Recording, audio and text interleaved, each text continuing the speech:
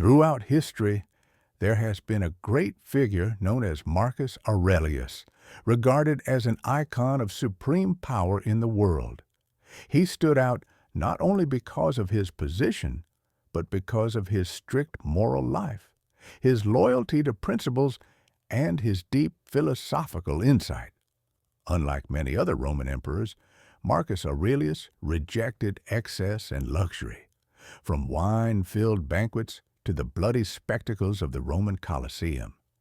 He clearly understood his mission, to serve humanity. He saw this as a noble task, assigned to him by fate. With this spirit, Marcus Aurelius devoted himself wholeheartedly to fulfilling the purpose of his life, never allowing himself to become entangled in fleeting worldly pleasures. One of the core principles of Stoic philosophy is the ability to distinguish between what we can control and what lies beyond our control. Epictetus, one of the great thinkers of this school, clearly emphasized this idea in his teachings. Apart from our own actions, everything else is outside our control. This realization is not only clear, but deeply transformative. It opens a new perspective on the world and on our relationship with it. Stoicism does not call us to withdraw from life. Instead, it encourages us to accept our limitations realistically. Stoics believed that focusing on things outside our control only creates unnecessary burdens.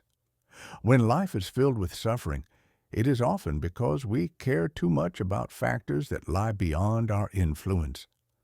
If we continue to allow external forces to govern us, we become puppets in the hands of fate.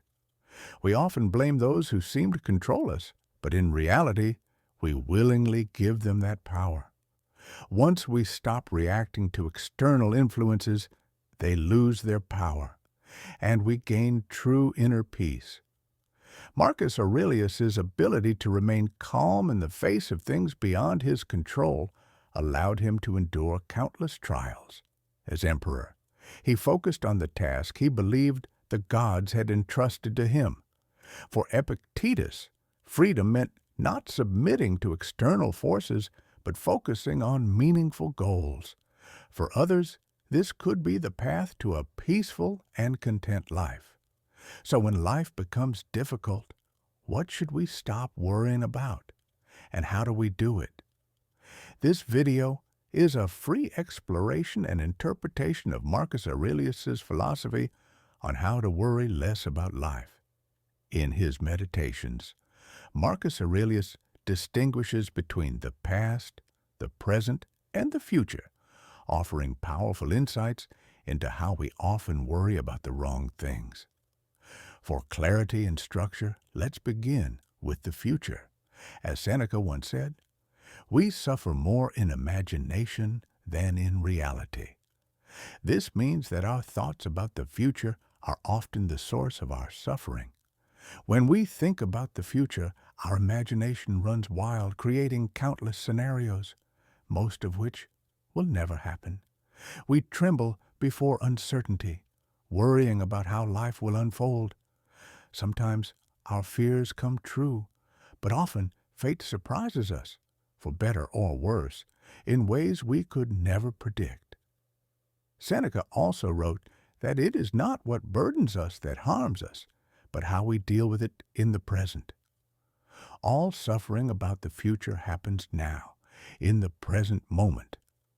So what did Marcus Aurelius say about worrying too much about the future? He wrote, "Never let the future disturb you.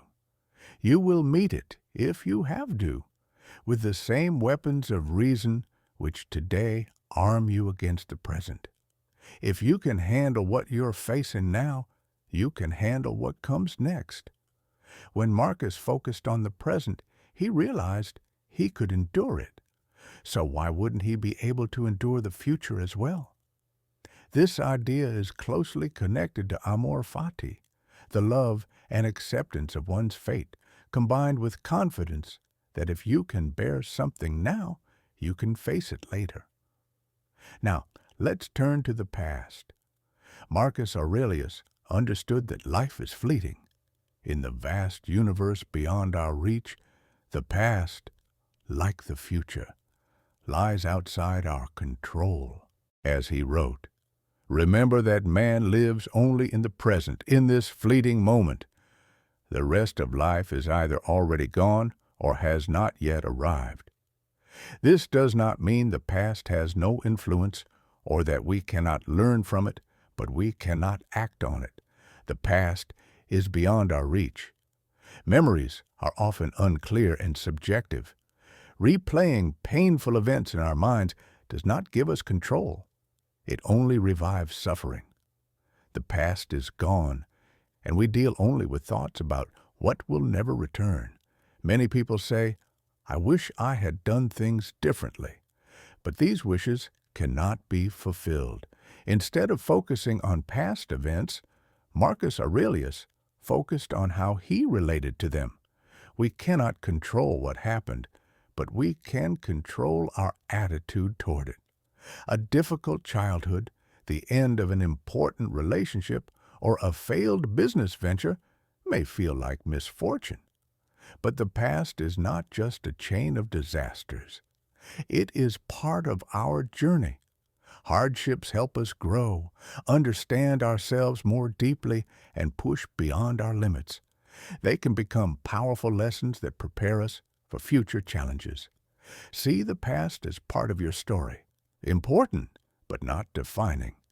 Use it to grow stronger, not to trap your thinking. Marcus Aurelius asked a powerful question. Can something truly be called a misfortune if it does not damage our moral character? Did the event prevent you from acting with justice, wisdom, honesty, humility, or self-control? The qualities that allow human nature to flourish? If not, then was it truly a disaster? Marcus Aurelius did not completely reject the value of the past. He saw it as a guide. History repeats itself, and by observing patterns, we can better understand the future. This brings us to the present moment. Marcus Aurelius believed that the present is all we truly possess. It is a narrow space within our control, while the past and future remain vast and unreachable. Yet we constantly abandon the present, worrying about the future or clinging to the past. When life does not unfold according to plan, the present becomes a prison filled with anxiety. Marcus advised us to fully accept the present moment as it is. The world's course is not in our control, but our response is. Imagine you had a difficult childhood filled with hardship. It is easy to label it as misfortune. But according to Stoic philosophy, what matters is not what happened, but how you respond to it. If you do not see events as disasters, they lose their power to harm you. Everything depends on perspective. Marcus Aurelius believed that resisting nature, responding with anger or despair, meant betraying one's role in life. Instead, we should seek harmony with reality. Consider a difficult breakup. Stoicism suggests, accept the situation, it is part of life. Focus on self-worth, not self-blame. Learn and grow from the experience. Live in the present, not the past or future. Seek connection and support from others. Master your emotions rather than letting them control you. This is the art of living. Life is not about perfect external conditions. They are fragile and temporary. It is about how we deal with what happens. Focus on what is within your control. Start where you are. Do not compare yourself to others.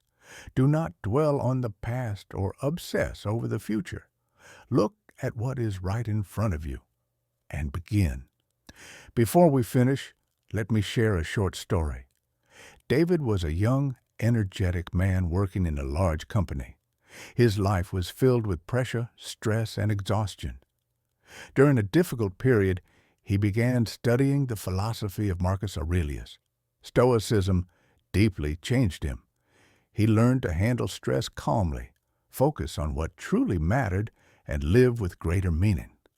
Over time, David noticed profound changes in his mindset and inner life. Life became less overwhelming and more purposeful. Remember, life is a continuous journey filled with moments that can completely transform us. Through the wisdom of Marcus Aurelius, we touch upon clarity, resilience, and inner peace. If this video touched your heart, don't forget to like and share it. Let's build a community rooted in wisdom and growth. Subscribe to the channel. Every video is a new journey into Stoicism and self-mastery. Thank you for being part of this journey. See you in the next video.